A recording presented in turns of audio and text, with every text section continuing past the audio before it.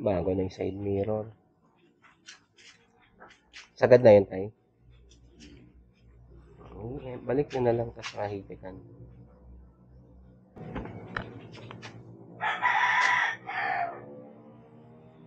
Yan, ganyan. Ganyan lang. Tsaka nyo ibaba yung nut.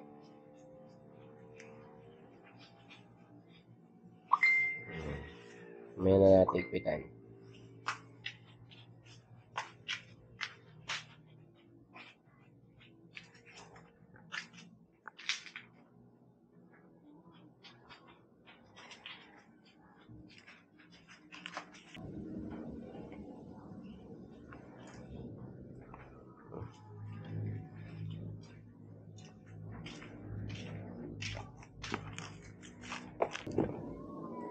Ayan bro, kasalukuyan namin pinagtutulungan ni tatay yung pagkabit ng side mirror na in-order namin kasi dumating na siya.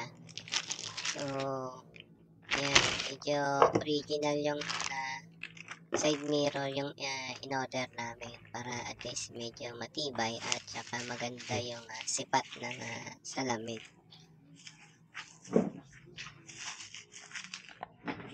Pogi. Ganda yung ano niyan sikat niyan. Hindi katulad kasi pag ordinary, nakakaduling eh. Ito, medyo ano siya, wide.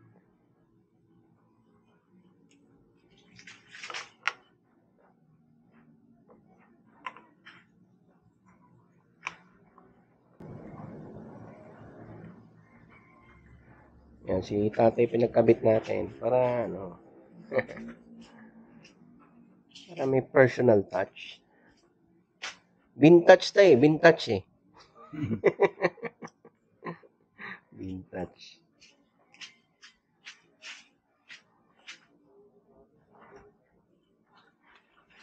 Yan, kuha tayo ng tools.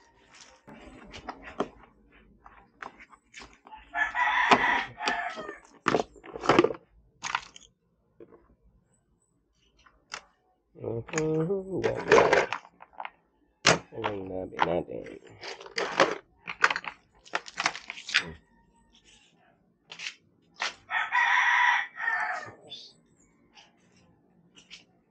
Sa kanya yung magandang ano, magandang posisyon.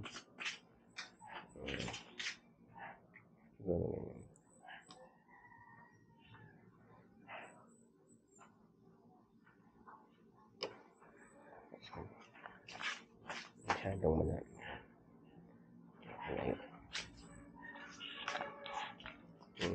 Adjust na lang po.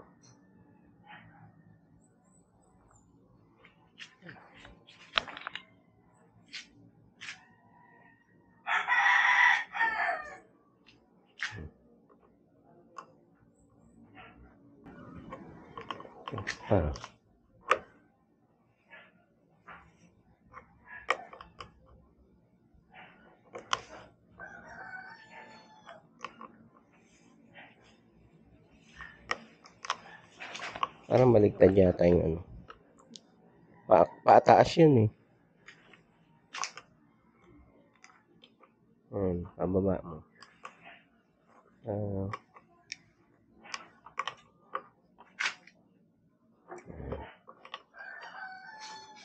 Opposite kasi yung thread niyan. Ayan. Ano yan? Dito. Yan naman yan. Ang pakanan.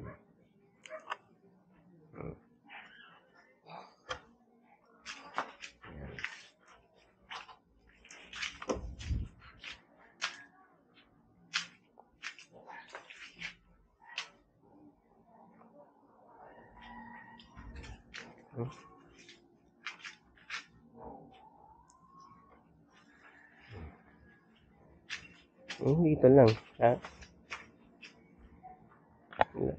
Yung tama lang makita yung dito niya. Ayan na. Ayos. Side mirror installed.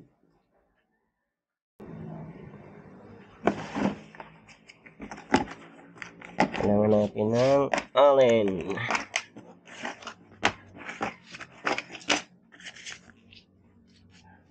Allen screw.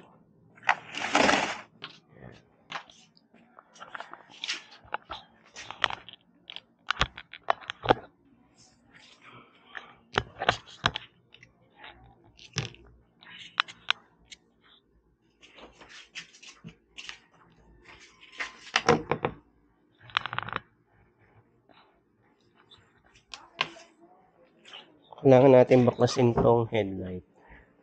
Kasi magpapalit tayo ng speedometer cable. Ito. Tsaka yung clutch cable niya.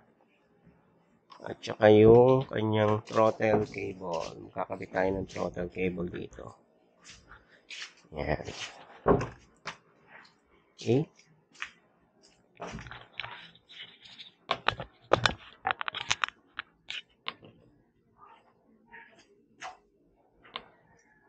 Nawala lang dito itong butil eh. Dito na putol eh. Ito. May kanan dito. Kasi, di ba ito? May kanan. Yan na putol.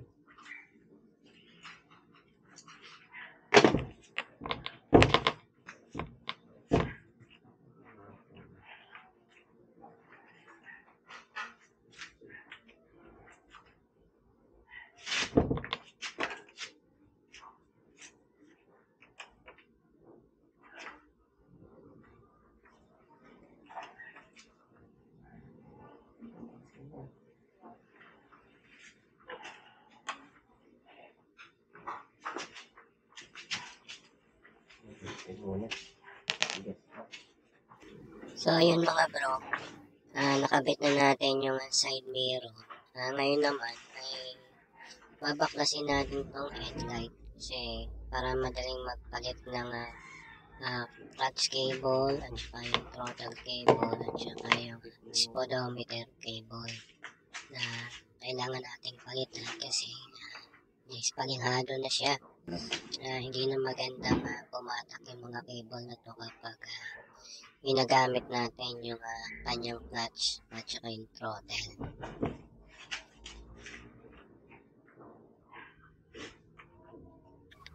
Yan, medyo nahihirapan ako magbaklas ng headlight kasi madikit yung mga tornilyo na nakakabit sa kanya. Nahihirapan akong pihitin ng Allen screw.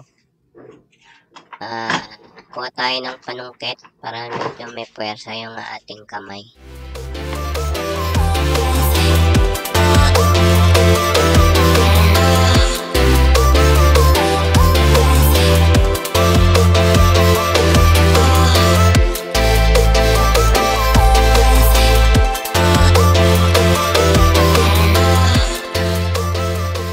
So ayan, sa wakas ay nabaklas na natin yung headlight. Ayan yung kanyang speedometer cable at kinakapa natin yung kung saan dumaan yung clutch cable niya. Yan, si tatay, ayan, nililinis-linisan niya yung mga alikabok na nanikit doon sa mga wirings.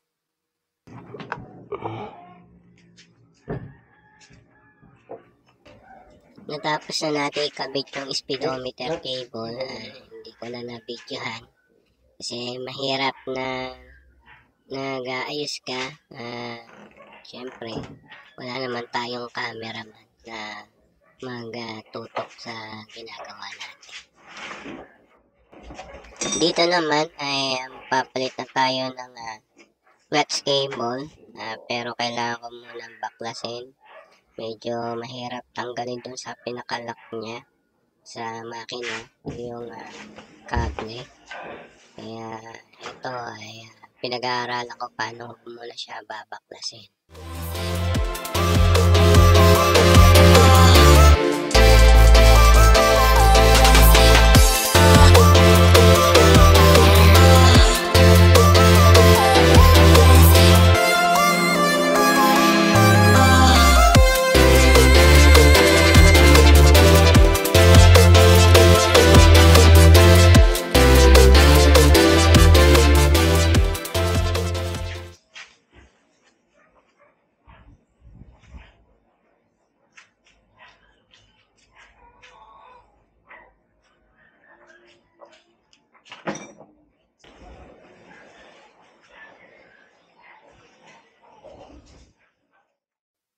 So dito, throttle cable naman yung ating ay kakabit.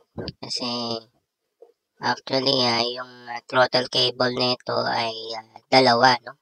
Kontrahan sila pag pinipihit mo yung kanyang silinyador.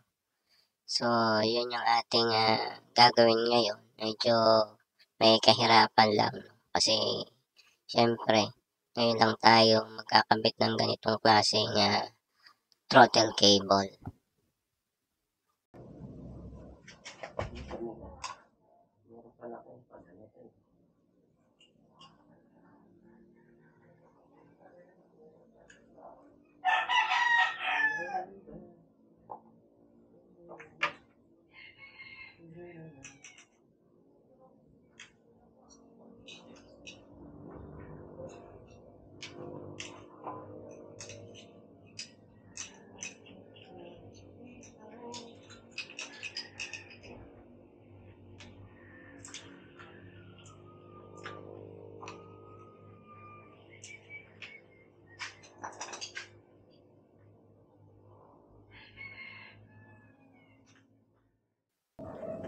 Ayun dito, nilagyan natin ng langis yung primary cable niya o yung pinaka main cable niya para medyo maganda yung batak niya.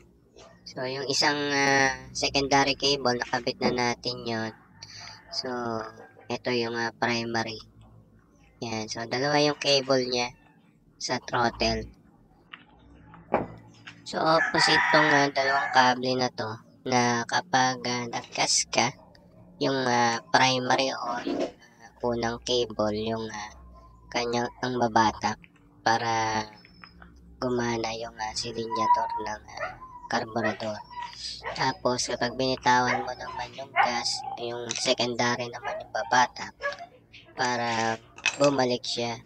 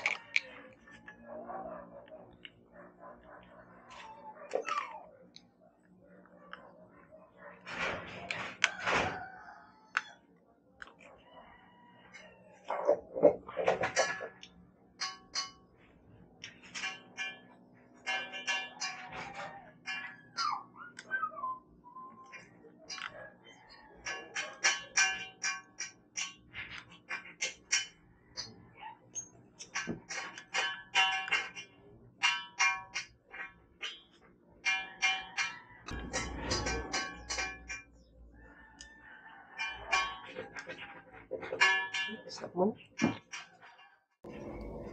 So ayun mga bro, sa mga oras na ito ay naikabit na natin yung throttle cable na dalawa. Tina-timing na lang natin, no? Para maganda yung pihit ng throttle cable niya. Ayun na, ina-adjust natin yung batak ng primary at secondary cable para naman naka-timing siya, no? At balanse yung kanyang pagbatak natin pag ginagamit na natin yung throttle. So medyo kailangan kasi ito, kailangan naka-timing din siya sa pagka-minor niya. So hindi dapat maluwag at hindi rin naman sobrang higpit. So may epekto kasi yan sa pagtakbo natin. Kailangan i-smooth lang siya.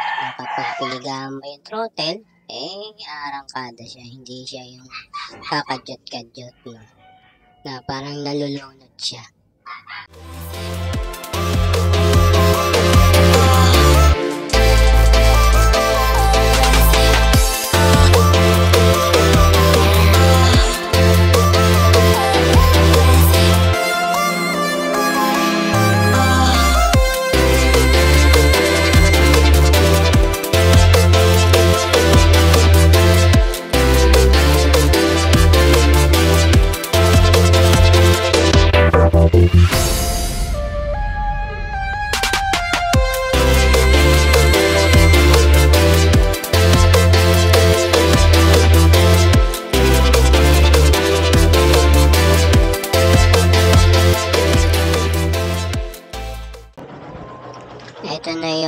progress ni Dakila.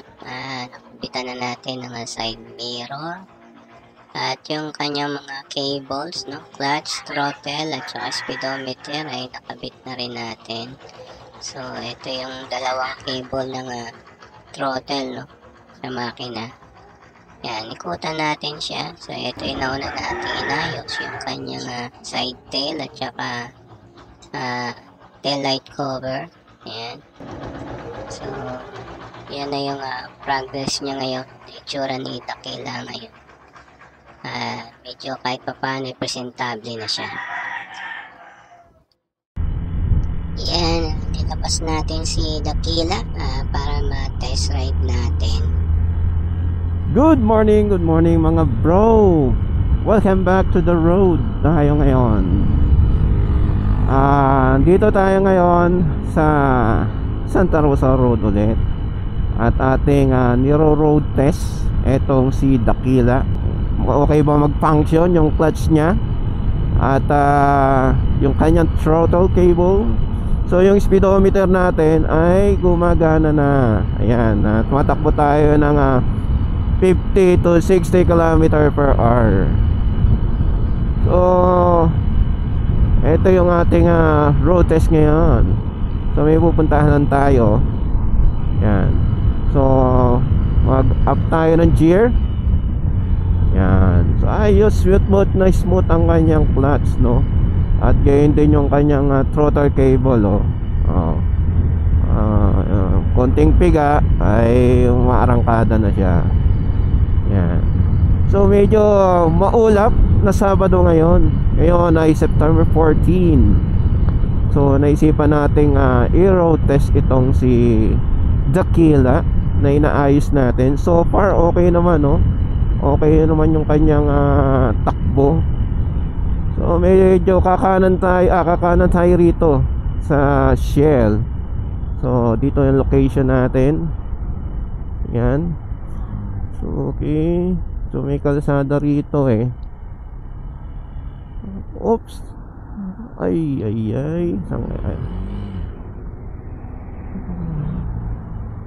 Teka lang. Tingin muna tayo ng mapa, no? Okay. Yan. Medyo wala tayo. Hindi pa ako nakapaglagay ng cellphone holder dito sa motor natin. Tingnan ko lang yung mapa natin. Medyo hindi ko kabisado yung pupuntahan. Yan.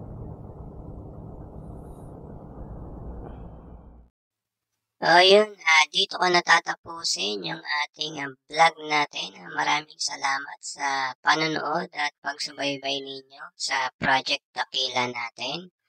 Mag-upload na lang ako ng mga susunod na special episode kapag meron na tayong update o may upgrade tayong gagawin kay Dakila. So ngayon, medyo sa sunod na vlog na lang ulit, yung ating regular vlog, ay mag-upload ako kung saan kami nagpunta dito sa ride na ito. So maraming salamat sa inyo mga bro, mga kapatids. Till next ride tayo mga bro, ingat kayo sa inyong mga biyahe. Maraming salamat sa inyo. Bye-bye!